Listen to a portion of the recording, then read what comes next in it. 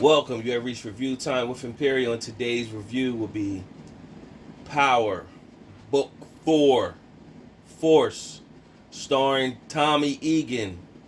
Let's get into it. So right off the bat, subscribe to the channel, like the videos. Let's go over the cast. You got Joseph Sikora, of course, Tommy Egan. You got Christy Lofton, plays as Jannard Sampson. You have Isaac Keys, plays as Diamond, which is the brother to Jannard. Lily Simmons plays as Claudia Finn. Shane Harper plays as Vic Flynn. You have Tommy Flanagan plays as Walter Flynn, and he always plays as a dirty bad guy in all his movies. You also have Andrew Fleming plays as J.P. Gibbs. And that's pretty much it for right now. We just started. I named the cast over, the course of reviewing videos. So this picks up with Tommy Egan starting off. First off, let's start off. Tommy Egan is the street superhero. They got Tommy Egan as a street superhero. He got significant plot armor, and he does a lot of serious moves in these shows and survives all of it. So it takes Tommy, he's on the highway, he's reflecting on his past, all the things he went over, from killing Holly, from seeing Lakeisha dead, from seeing Raina dead, to throwing Tyreek almost over the off the building, and to seeing Ghost die. He was just reflecting, and he just let out a loud scream, pulling over on his way to California. Verdoso's been blowing him up, and instead of him going to California, he makes the left turn, goes to Chicago. In Chicago, you find he has family. He goes see his aunt, not his aunt, I'm sorry, grandma. Find out that she's in assisted living home for the elderly, and so he's making his way around town. He stops at a bar. He meets a bartender named Gloria. Right off the back, they hit it off. Flirtation going on. It wouldn't be Power if it wasn't no cheek slapping and getting down to the nitty gritty. Slapping cheeks and all that. So of course, he eventually got to that, but not before he run into Walter Flynn's crew. Walter Flynn is a powerful man in Chicago, and he had his son Vic making his rounds to different locations. I guess they taxing the local businesses, and that's where they run into Tommy the first time. And of course, in Tommy fashion, he's running. He's not backing down, and it's the start of how he enters himself into Chicago. And Vic leaves one of his henchmen behind. Vic is also into the bartender Gloria, and he leaves one of his henchmen behind. And of course, Tommy ended up getting into it with the henchman and took his phone, beat him down, and took his phone. Meanwhile, you have the two brothers, Diamond and Jannard. Now, Diamond been in jail for the last 15 years. He used to run a crew called CBI. And before then, 15 years ago, Jannard was on his way to college. And then when Diamond got locked up, Jannard jumped into the business. Meanwhile, it showed Jannard in his last day of prison, cutting hair. And I guess he was respectable in jail, so the prison guard people gave him like a cutting hair tool set. Said it ain't much, but they wanted to do something for him. And basically, the old dude in the jail pretty much told him, once you get out, don't come back. Get out there and do right, pretty much. And so his brother Jannard was waiting for him and embraced him, and that was his storyline at first. Meanwhile, Vic Flynn is calling his henchmen looking for him to uh, link up.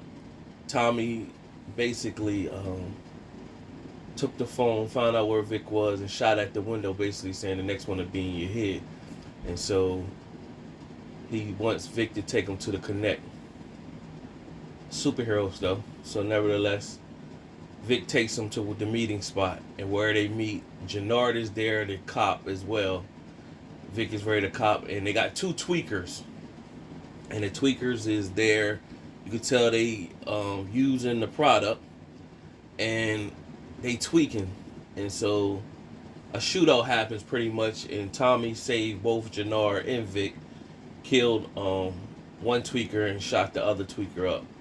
Now they got the product and the money, and so basically Tommy took both. And what happens from there, Vic tells his people, Jannard goes and tells Diamond. Diamond basically telling him, like, how did that happen? So they walking and talking, and then you see they go into a barbershop, and basically it was an old barbershop that they grew up at, and Diamond was like, man, I'm glad you kept the rent up. And then Jannard basically said, I didn't. And he like, what you talking about? So how you got the keys and stuff? He said, because we don't pay rent. It's yours. So he basically gave, Bart the mortgage. Bart the it's no mortgage. Taxes is all paid up. That's his gift to his brother. And his brother was feeling proud, like, he really set me off with that, but you see, Diamond's dead 15 years, so he sat down and pretty much said, I'm not the same person I used to be. So now things got to change. I can't be killing people, just be killing. And so Jannard pretty much is like, man, that's what you got to do. But for me, it's different. So Jannard basically said, I got to make some moves. I'll catch you later. So Diamond is still in the shop, and a man walks in asking questions. He pretty much said, well, the shop will be up and running in a few days, and come back through, I'll get you cut in. So the dude is still talking, and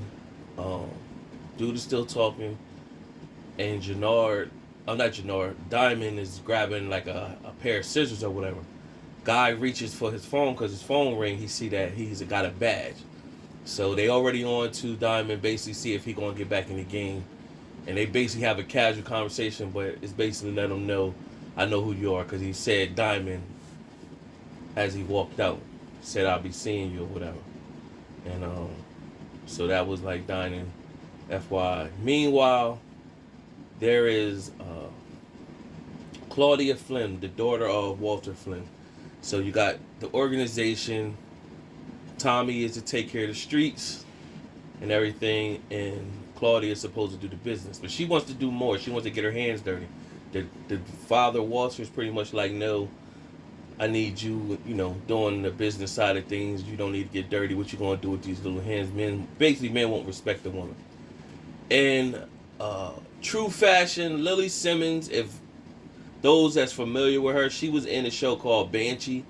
So she is not ashamed to get down and dirty and get busy. So freaky Lily, keeping it up, because at Banshee she was the same way. So they definitely chose her for a reason. So true fashion, power fashion, she got busy.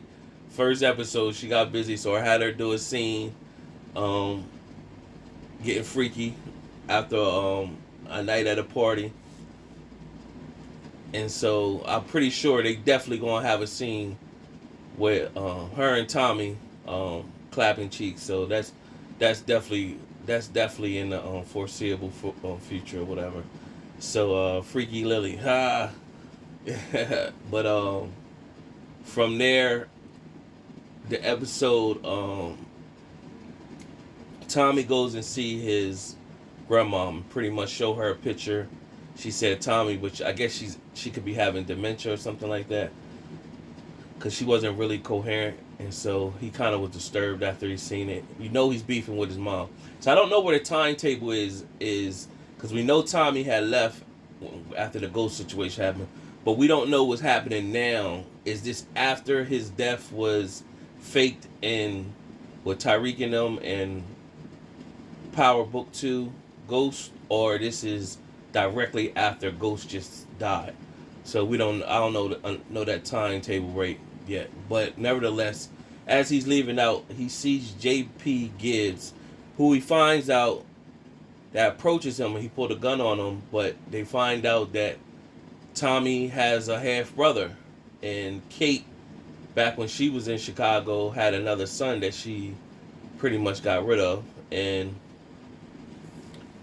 he never met her. His dad raised him and pretty much told him his mom died. And then, him and Tommy kind of basically had some conversation, and JP pretty much was like, here's my phone number. Give me a call, we could get up or whatever. And Tommy was like, all right. But Tommy pretty much, at first, threw the number out at the gas station, but then went back and retrieved it. His conscience is messing with him, especially with him just losing a brother and Ghost. Meanwhile, Tommy's driving, and Walter Flynn's crew surrounds Tommy in the cars, pull him over, had him at gunpoint, and pretty much basically direct him to come to Walter Flynn's compound. And basically Walter Flynn asks him who he is, what he doing there, and Tommy came with the bag of drugs and gave it back to him. Basically said, you could thank me for saving your son's life. Gave him a bag of drugs, and he stepped off. And he basically told Tommy, get out of his town. So Tommy left with a smirk on his face. Rodolfo was calling him, and Tommy pretty much was like, look, man, I'm my own boss. I don't work for nobody. I'm going to build my own situation where I'm at. And threw the phone that he had from Rodolfo out the window and did a U-turn. And the world of Power Book 4 Force, starring Tommy Egan, has just begun. So this is an anticipated series. We'll see how it's all going to turn out. Subscribe to the channel, like the video. Until next time.